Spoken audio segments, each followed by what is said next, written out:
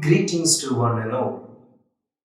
Yet another day passed by the way as we journey through the season of Lent.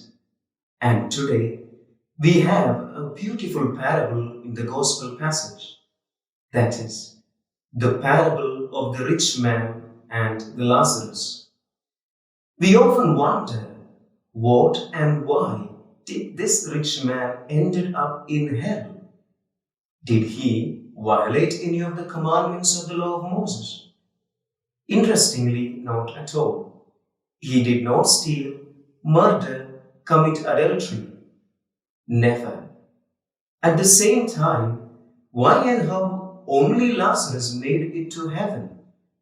Did he sell all his property, gave it for charity and became a poor man? No, the parable does not mention it too. So, it is a question of what they did not do. Let's take the rich man. He had everything, enough and more. He often partied with his friends and did not mind the poor man who was at his gate. And it is a shock when he passes indifferently through a person whose wounds are licked by the dogs.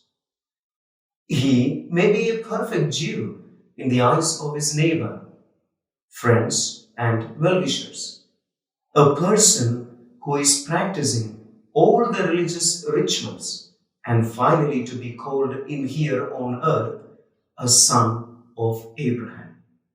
But he was not. At the same time, what about our poor Lazarus? He had nothing, and he was so pathetic in his health of mind and body. But he never cursed God or complained to God that this poor man who is Lazarus been given to the hands of rich man who sees him every day and does not help him. And we know the story thereafter. By the medium of this parable, Jesus Christ asks today to each one of us to check the gates of our comfort zones, which protects our selfishness in the form of material possessions, positions, and our own talents. Mohandas Karamchand Gandhi, in his book titled Trusteeship, says that the world has enough for everyone's need, but not for everyone's greed. He again suggests that, in a way, we all are thieves. Look around.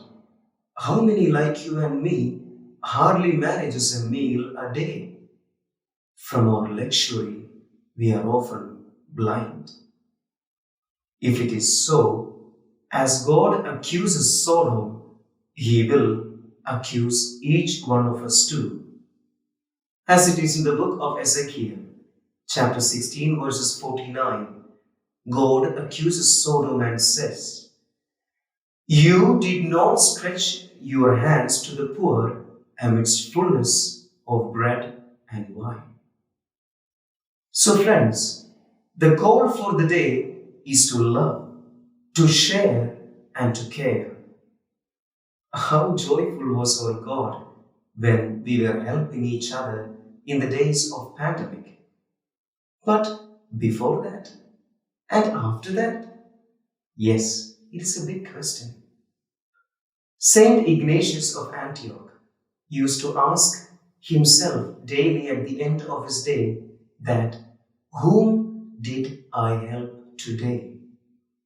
We also have a perfect example in the life of our Blessed Mother, where she goes to the hill countries of Judea to assist her cousin in her own difficulty. So, my dear friends, the goal of the day is to share, is to care, and to love one another, those who are in need. Amen.